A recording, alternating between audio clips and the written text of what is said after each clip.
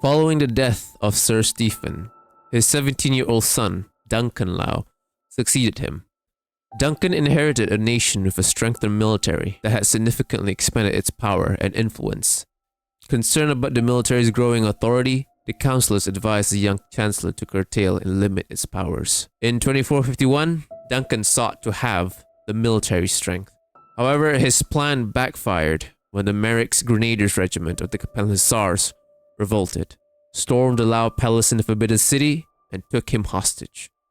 Fearing for his safety, the rest of the Capellan government proclaimed the Grenadiers as protectors of the state, effectively ceding control to them and establishing a junta. For 7 months, the Grenadiers held unchallenged authority over the state, a period known in Capellan history as a time of tribulation. Duncan, a prisoner in his own home, realized that his presence was the sole factor sustaining the junta's grip on power. On a somber day in February 2452, the 17-year-old took his own life. The role of the Chancellor is like a shepherd to his flock, but the flock goes where the shepherd leads, or else it feels the rod.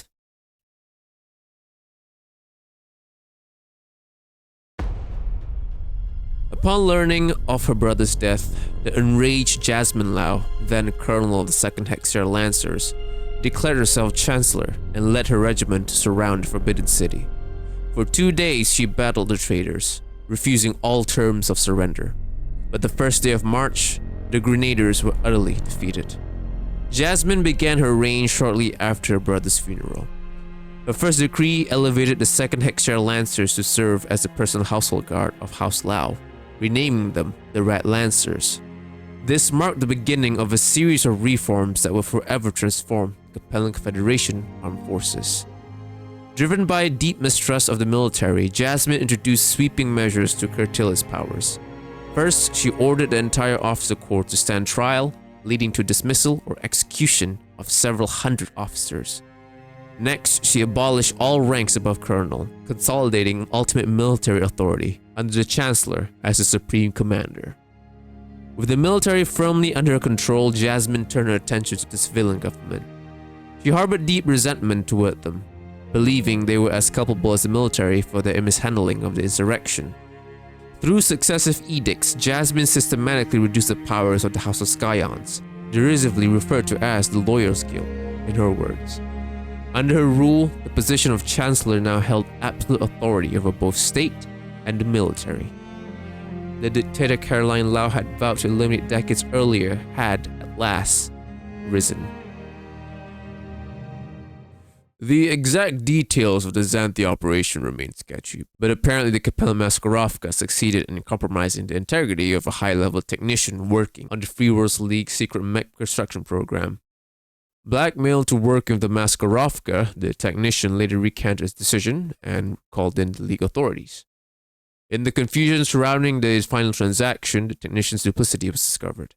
6 of the 7 members of the Maskarovka team were killed in the ensuing firefight, as were the tech and several members of the Free Worlds League Special Forces branch. It is suspected that the lone survivor managed to bribe his way out of the League territory using 100,000 credits the team had brought along for the defector. In any event, the Maskarovka action enabled House Lau to obtain sufficient, if not complete specs, to begin their own mech production operations.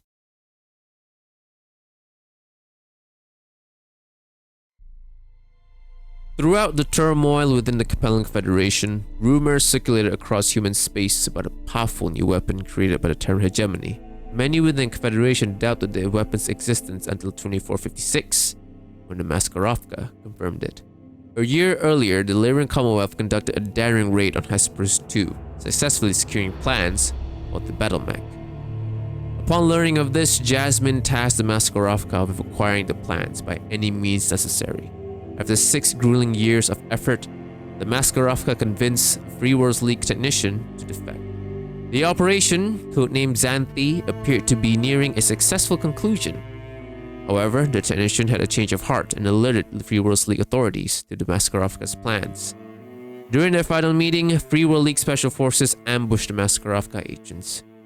Despite their efforts, one agent managed to escape the plans. It is now only a matter of time before Capellan mechs entered the battlefield.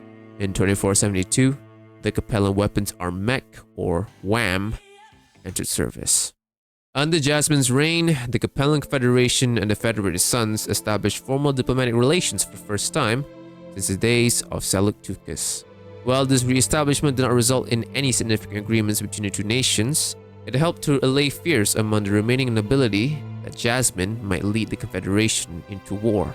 The diplomatic efforts of the Free Worlds League were far less successful. Marriages were arranged between members of House Lau and Merrick, such as the betrothal of Jasmine's 12-year-old son, Raxel, to General Captain Simone Merrick, but none came to fruition. In 2476, the Free Worlds League proposed a secret alliance, offering the Endurance system in exchange for material assistance in their planned attack on the Terran hegemony. Whether due to her inherent shrewdness or lingering resentment over their failed marriage alliances, Jasmine rejected the offer.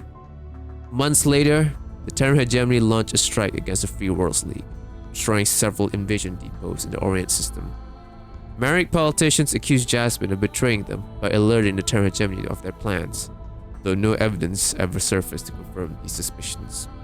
The following year, at the age of 47, Jasmine died of natural causes, and her son Raxel succeeded her. A legacy endures in the autocratic system she established, which remains the foundation of the Capellan Federation to this day.